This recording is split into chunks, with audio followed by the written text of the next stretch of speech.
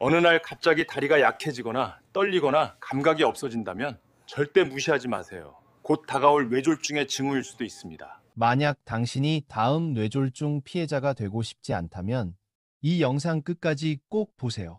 저는 서울의과학연구원에서 20년 넘게 뇌혈관 신호를 연구해온 박지훈입니다. 그동안 수천 명의 환자를 만나며 한 가지 사실을 깨달았습니다. 대부분의 사람들은 뇌졸중이 갑자기 찾아오는 병이라고 믿습니다. 하지만 그건 사실이 아닙니다. 인간의 몸은 놀라울 정도로 정교한 시스템입니다. 뇌가 손상되기 전에 항상 미리 경고 신호를 보냅니다. 안타깝게도 대부분의 사람들은 자신의 몸이 보내는 언어를 이해하지 못할 뿐이죠. 겨울 아침, 기억에 남는 환자가 있습니다. 72세의 김영수 어르신이 절뚝거리며 진료실로 들어왔습니다. 제가 언제부터 그러셨습니까? 라고 묻자 그는 웃으며 이렇게 말했습니다. 나이 들어서 그래요. 아침마다 다리가 좀 뻣뻣하다가 금방 괜찮아집니다. 검사를 진행하자 결과는 충격적이었습니다. 뇌혈관의 한쪽 가지가 70% 이상 막혀 있었던 것입니다. 몇 주만 더 늦었더라면 반신마비가 올 수도 있었던 상황이었습니다. 그는 한숨을 쉬며 말했습니다. 그냥 다리 저림인 줄 알았는데 이렇게 위험한 줄은 몰랐어요. 이런 사례는 드물지 않습니다. 한국에서도 60세 이상 인구의 상당수가 본인도 모르게 뇌졸중 위험 속에서 살아가고 있습니다. 대한신경내과학회 통계에 따르면 65% 이상의 뇌졸중 환자들이 이미 다리에서 경고 신호를 보냈지만 그걸 무시했다고 합니다. 한쪽 다리 힘이 약해지거나 저리거나 걸음이 휘청이거나 다리가 떨리는 식으로요. 그래서 저는 늘 제 제자들에게 이렇게 말합니다. 뇌의 상태를 알고 싶다면 먼저 발을 보라. 다리는 심장과 뇌에서 가장 먼 곳입니다. 그래서 혈액순환의 이상이 가장 먼저 드러나는 곳이기도 합니다. 즉, 다리는 뇌혈관 건강을 비추는 거울인 셈입니다. 반대로 이선자 할머니 70세는 정반대의 경우였습니다. 아침마다 다리가 무겁고 당긴다고 느꼈지만 그분은 그냥 넘기지 않았습니다. 매일 혈압을 기록하고 염분을 줄이고 매일 30분씩 빨리 걷는 운동을 실천했습니다. 3개월 뒤 재검사에서 놀라운 변화가 있었습니다. 뇌혈류가 개선되고 아침의 뻣뻣함도 사라졌던 것이죠. 그녀는 밝게 웃으며 제게 말했습니다. 덕분에 알게 되었어요. 다리가 바로 내 몸의 친구였다는 걸요. 뇌가 힘들면 다리가 먼저 알려주더라고요. 하나는 몸의 신호를 들었고 하나는 무시했다. 그 차이가 인생을 바꿨습니다. 뇌졸중은 단 하루 만에 생기지 않습니다. 그건 오랜 시간에 걸쳐 몸이 보낸 작은 신호들을 우리가 무시한 결과로 찾아옵니다. 의사 선생님, 저는 괜찮아요. 다리만 좀 약할 뿐이에요. 그렇게 말한 환자가 일주일 후 반신마비로 입원하는 일, 저는 너무 많이 봐왔습니다. 뇌세포는 한 번 죽으면 다시 살아나지 않습니다. 뇌는 두 번째 기회를 주지 않습니다. 그래서 저는 이 영상을 만들기로 했습니다. 오늘 저는 여러분께 뇌가 보내는 7가지 다리 경고 신호를 알려드리겠습니다. 이건 의학 교과서 이야기가 아니라 제가 직접 진료실에서 본 실제 사례들로 설명드릴 겁니다. 혹시 부모님이나 조부모님이 계시다면 꼭 함께 끝까지 보세요.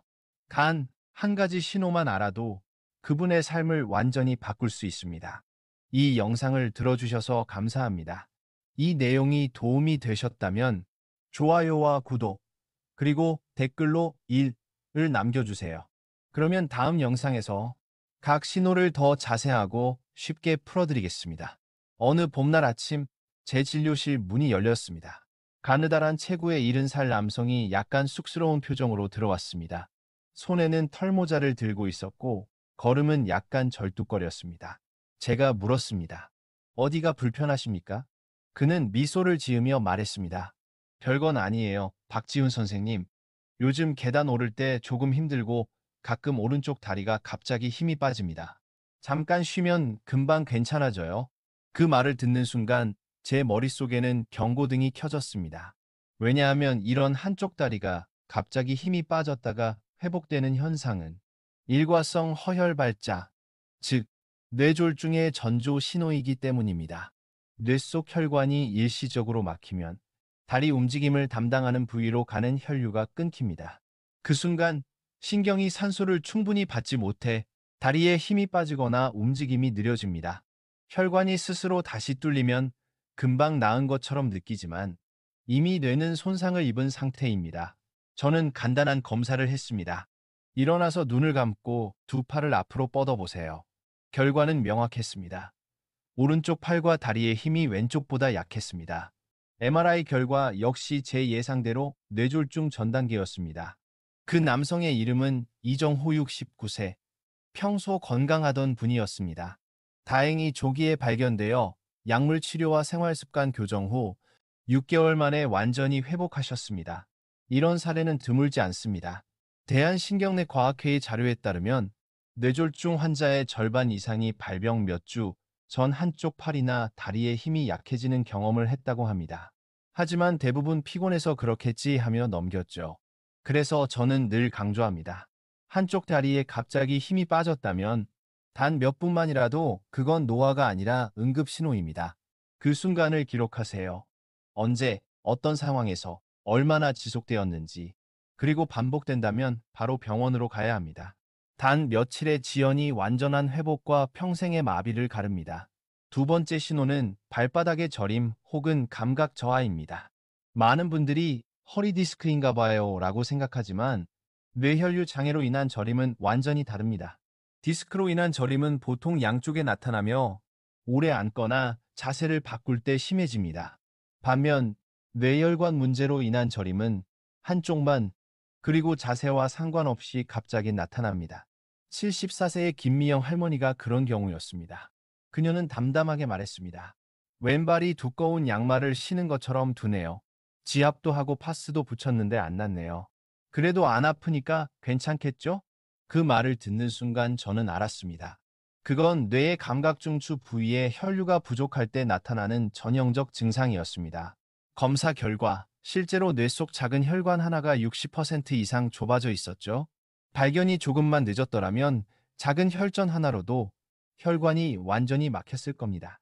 치료와 생활관리 후 6개월 뒤 김미영 할머니는 웃으며 다시 병원에 오셨습니다. 이제 알겠어요. 발이 말을 안 들을 때는 뇌가 도움을 청하는 거였어요. 그래서 저는 환자들에게 이렇게 권합니다. 30초 아침자가 테스트를 해보세요. 일리 앉은 자세에서 눈을 감고 이 양손으로 각각 발바닥을 만져보세요. 만약 한쪽이 차갑거나 저리거나 감각이 둔하다면 그건 뇌가 산소를 충분히 받지 못하고 있다는 신호일 수 있습니다. 많은 사람들은 뇌졸중은 얼굴이 마비되거나 말이 어눌해질 때 오는 병이라고 생각하지만 실제로는 뇌가 몸 전체를 조종하기 때문에 다리가 가장 먼저 경고를 보냅니다. 그래서 저는 다리를 이렇게 부릅니다. 뇌의 라디오 방송국. 뇌가 위험할 때 그 신호를 가장 먼저 송출하는 곳이 바로 다리입니다. 혹시 당신이나 가족 중 누군가가 한쪽 다리가 약하거나 발이 자주 저린 적이 있다면 절대 피곤해서 그래 라고 넘기지 마세요. 오늘의 한 걸음 지연이 내일의 영원한 걸음 멈춤이 될 수 있습니다. 어느 봄 오후 병원 재활치료실에서 정영호 71세 어르신을 만났습니다. 그는 아내와 함께 천천히 걸어 들어왔는데 걸음걸이에 뭔가 이상함이 느껴졌습니다. 제가 이유를 묻자 그는 미소를 지으며 말했습니다. 별일 아닙니다, 박 선생님. 요즘 왼쪽 다리가 좀 무거운 것 같아요. 그래도 쉬면 괜찮아집니다. 그러자 옆에 있던 부인이 급히 말을 이었습니다. 아니에요, 의사 선생님. 요즘 남편이 걸을 때 다리를 질질 끌어요. 예전엔 쿵쿵 소리가 났는데 요즘은 슥슥하는 소리뿐이에요. 무서워 죽겠어요. 저는 미소를 지었지만 속으로는 긴장했습니다. 왜냐하면 발을 질질 끄는 걸음은 바로 세 번째 경고 신호, 즉 뇌에서 발로 내려가는 운동 신호가 약해졌다는 증거이기 때문입니다. 보통 우리가 걸을 때는 발목 주변의 근육들이 서로 협응하면서 발끝이 자연스럽게 들리고 내려가야 합니다. 그런데 뇌의 운동 중추로 가는 혈류가 일시적으로 줄어들면 신호가 늦게 전달되거나 불규칙해집니다. 그 결과 발끝이 충분히 들리지 않아 땅에 쓸리게 됩니다. 저는 정 어르신의 신발을 자세히 살펴봤습니다. 왼쪽 신발의 앞코가 오른쪽보다 훨씬 빨리 닳아 있었습니다. 이건 바로 발처짐 풋드럭, 뇌졸중 전 단계에서 흔히 보이는 전형적인 징후였습니다. MRI 촬영 결과 오른쪽 대뇌의 일부 영역에서 경미한 허혈 혈류 부족 소견이 확인되었습니다. 치료를 늦췄다면 작은 혈전 하나로도 평생 걷지 못했을 수도 있었던 상황이었습니다. 다행히 아내분이 조기에 변화를 눈치채셨던 것이 그를 구했습니다. 저는 늘 환자들에게 이렇게 말합니다. 가족은 당신의 건강을 비추는 거울입니다. 본인은 모르지만 가까운 사람은 작은 변화를 먼저 알아봅니다. 하이에 서울의대와 베를린 신경센터 공동 연구에 따르면 뇌졸중 환자의 35%가 발병 전 몇 주 동안 한쪽 신발 앞코가 비정상적으로 닳거나 걸음걸이가 달라졌던 경험이 있었다고 합니다. 하지만 대부분은 그냥 나이 탓이겠지 하며 넘겼습니다. 네 번째 경고 신호는 익숙한 곳에서 자주 걸려 넘어지는 현상입니다. 문턱, 현관, 심지어 평평한 바닥에서도 자꾸 걸려 넘어지는 경우 말입니다. 이건 단순한 근육 약화가 아니라 뇌의 고유 감각 시스템 즉 몸의 위치를 인식하는 기능이 흐트러졌다는 신호입니다. 뇌 혈류가 부족해지면 뇌는 지금 다리가 어디에 있는지 정확히 파악하지 못합니다. 그래서 조금만 발을 덜 들거나 각도가 틀어져도 쉽게 걸려 넘어지게 됩니다. 박순남 75세 할머니가 그런 사례였습니다. 2주 동안 3번이나 집안에서 넘어졌다고 합니다.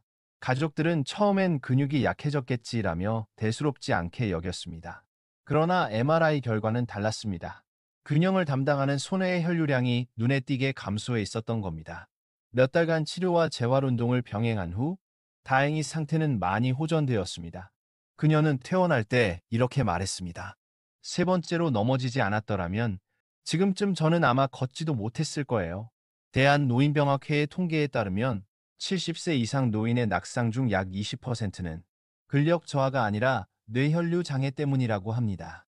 다리 원화도고 한 번의 작은 낙상이 엉덩이 골절 장기 입원, 평생 누운 생활로 이어질 수도 있습니다. 그래서 저는 환자들에게 항상 이렇게 조언합니다.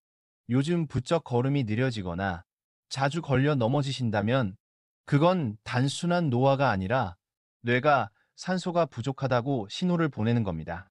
우리는 통증에는 민감하지만 통증 없는 작은 변화에는 너무 둔감합니다. 그러나 진짜 위험한 건 바로 그런 아프지 않은 신호들입니다. 발을 질질 끌거나 걸음이 흔들리고 익숙한 곳에서 자꾸 걸려 넘어진다면 그건 뇌혈관이 도와달라고 보내는 마지막 경고일지도 모릅니다. 조금 귀찮더라도 검사 한번. 그게 당신의 평생 걸음을 지켜줄 수 있습니다. 환자들이 이렇게 말할 때가 있습니다. 박 선생님, 가만히 앉아 있는데도 다리가 자꾸 떨려요. 저는 그럴 때마다 절대 가볍게 넘기지 않습니다. 왜냐하면 그것이 바로 다섯 번째 경고 신호, 휴식 중 다리 떨림일 수 있기 때문입니다. 가벼운 떨림은 단순한 피로, 스트레스 때문일 수도 있지만 뇌로 가는 혈류가 불규칙할 때 운동신경 세포들이 비정상적으로 자극을 받아 다리가 저절로 미세하게 흔들리거나 작은 경련이 일어날 수 있습니다. 70세의 조현우 어르신이 그런 경우였습니다. 그는 텔레비전을 볼 때 다리가 저절로 흔들려요 라며 내원하셨습니다. 하르리에스. 처음에는 스트레스 탓이라 생각했지만 충분히 쉬어도 떨림이 멈추지 않았습니다. 검사 결과 뇌 속의 미세 혈관 일부가 이미 막히기 시작한 상태였습니다. 몇 주만 더 늦었더라면 돌이킬 수 없는 손상이 올 수도 있었죠. 치료 후 떨림이 사라지자 그는 제게 이렇게 말했습니다. 선생님, 알고 보니 제 다리가 미리 말해줬던 거였어요. 다만 제가 그 말을 알아듣지 못했을 뿐이죠. 여섯 번째, 경고 신호는 균형 감각의 저하, 특히 아침 시간대의 어지럼증입니다. 우리가 잠자는 동안 몸은 약간 탈수 상태가 됩니다. 혈액이 일시적으로 끈적해지고 그로 인해 뇌로 가는 혈류가 줄어들며 균형을 담당하는 손해의 기능이 순간적으로 떨어질 수 있습니다. 그래서 아침에 일어나 화장실로 가다가 몸이 한쪽으로 기우는 느낌을 받는 경우가 많습니다. 73세의 이미영 할머니도 그런 분이었습니다. 아침에 일어나자마자 화장실 가다가 땅이 기울어진 것처럼 느껴져서 거의 넘어질 뻔했어요. MRI 결과 후대뇌 동맥에 협착이 발견되었습니다. 바로 균형 감각 이상을 일으키는 주요 원인이었습니다. 그리고 마지막, 일곱 번째이자 가장 위험한 신호는 바로 일과성 허혈 발작 TE입니다. 한쪽 팔이나 다리가 갑자기 힘이 빠지거나 저리다가 수십 분 후 다시 돌아오는 현상입니다. 많은 분들이 금방 나았으니 괜찮겠지라고 생각하지만 실제로는 뇌졸중 직전의 마지막 경고입니다. 세계보건기구 WHO에 따르면 TIA를 경험한 사람 4명 중 3명은 3개월 이내에 실제 뇌졸중을 겪습니다. 제가 잊지 못하는 환자 한 분이 있습니다. 68세의 최정수 어르신. 20분 동안 다리가 저려오다가 괜찮아졌지만 괜찮겠지 하며 넘기려던 걸 아들이 강제로 병원에 모시고 왔습니다. 그 덕분에 조기에 진단되어 치료를 받을 수 있었고 지금은 건강하게 걸으십니다. 그 사례를 볼 때마다 저는 생각합니다. 뇌는 단 한 번의 기회만 줍니다. 여러분, 만약 최근에 다리가 저절로 떨렸거나 아침마다 몸이 휘청거렸거나 한쪽 팔다리에 잠깐 힘이 빠진 적이 있다면 절대 기다리지 마세요. 단 한 번의 검사가 인생 전체를 바꿀 수 있습니다. 여기까지 시청해주신 여러분께 진심으로 감사드립니다. 이 영상을 끝까지 보고 계시다면 당신은 이미 자신과 가족의 건강을 지킬 준비가 된 분입니다. 저는 박지훈 의사입니다. 여러분의 뇌와 다리가 오래도록 젊고 건강하기를 진심으로 바랍니다. 그리고 기억하세요. 몸은 늘 신호를 보냅니다. 다만 우리가 그 신호를 듣느냐, 듣지 않느냐가 다를 뿐입니다. 수십 년 동안 수많은 뇌졸중 환자들을 진료하면서 저 박지훈 의사는 한 가지 사실을 깊이 깨달았습니다. 뇌졸중의 가장 큰 피해는 병 그 자체가 아니라 괜찮겠지라는 방심에서 시작된다는 것입니다. 인체는 정말 놀라운 존재입니다. 위험이 닥치기 전에 늘 먼저 신호를 보냅니다. 하지만 문제는 우리가 너무 바빠서 그 신호를 듣지 못한다는 것입니다. 저는 이런 말을 수없이 들어왔습니다. 그냥 조금 저릴 뿐이에요. 요즘 잠을 못 자서 그래요. 하루 쉬면 괜찮아질 거예요. 그런데 바로 그분들이 며칠 후 한쪽 몸이 마비되어 침대에서 일어나지 못하게 됩니다. 그리고 병실 침대 위에서 저를 바라보며 이렇게 말하죠. 박 선생님, 진작 병원에 올 걸 그랬어요. 그 말을 저는 수백 번 들었고 들을 때마다 마음이 똑같이 아팠습니다. 그래서 오늘 저는 의학 지식을 넘어서 당신의 인생을 지킬 수 있는 단 하나의 습관을 전하고 싶습니다. 그것이 바로 아침 3분자가 점검법입니다. 1단계 근력 확인. 아침에 일어나서 앉았다가 일어서기를 해보세요. 두 다리에 힘이 고르게 들어가는지 느껴보는 겁니다. 만약 한쪽 다리가 약하다면 그건 뇌의 운동 신호가 약해졌다는 뜻일 수 있습니다. 2단계 균형 감각 테스트. 눈을 감고 한쪽 다리로 10초 서보세요. 만약 중심을 못 잡거나 휘청거린다면 중추신경계의 균형 기능이 저하된 것일 수 있습니다. 3단계 감각 비교. 양손으로 양쪽 발바닥을 만져보세요. 한쪽이 차갑거나 둔하거나 감각이 두꺼운 느낌이라면 뇌의 감각 신호가 불균형한 상태일 수 있습니다. 4단계 10걸음 직선 걷기. 바닥에 가상의 선을 두고 10걸음을 곱게 걸어보세요. 몸이 한쪽으로 기울거나 중심이 흔들리면 뇌 혈류가 불안정하다는 경고입니다. 이렇게 단 3분이면 뇌혈관 질환의 80%를 조기 발견할 수 있습니다. 제 환자 중 한 분은 이렇게 말했습니다. 아침마다 점검하다가 어느 날 다리가 유난히 약한 걸 느꼈어요. 병원에 갔더니 작은 혈관이 막혀 있었죠. 그 3분이 제 인생을 바꿨습니다. 이 3분은 단순한 검사가 아닙니다. 자신의 몸에 감사하는 시간입니다. 오늘도 내 다리가 버텨줘서 고맙다. 오늘도 내 뇌가 내 몸을 잘 움직여줘서 고맙다. 저는 늘 환자들에게 이렇게 말합니다. 건강은 운이 아니라 당신이 몸의 목소리를 듣는 습관에서 시작됩니다. 다리는 절대 거짓말을 하지 않습니다. 그것이 떨리고 약해지고 저릴 때는 뇌가 살려달라고 말하는 순간입니다. 그때 단 한 번 멈춰서 그 신호를 듣는다면 당신은 결코 구급차의 사이렌을 들을 일이 없을 것입니다. 부디 이 이야기를 부모님, 가족, 친구들에게 꼭 공유해 주세요. 왜냐하면 단 한 번의 관심이 한 사람의 인생 전체를 지킬 수도 있으니까요. 저는 박지훈 의사입니다. 그리고 저는 믿습니다. 진짜 건강은 자신의 발걸음 소리에 귀 기울이는 것에서 시작됩니다. 조금 귀찮더라도 검사 한 번, 그게 당신의 평생 걸음을 지켜줄 수 있습니다. 환자들이 이렇게 말할 때가 있습니다. 박 선생님, 가만히 앉아 있는데도 다리가 자꾸 떨려요. 저는 그럴 때마다 절대 가볍게 넘기지 않습니다. 왜냐하면 그것이 바로 다섯 번째 경고 신호, 휴식 중 다리 떨림일 수 있기 때문입니다.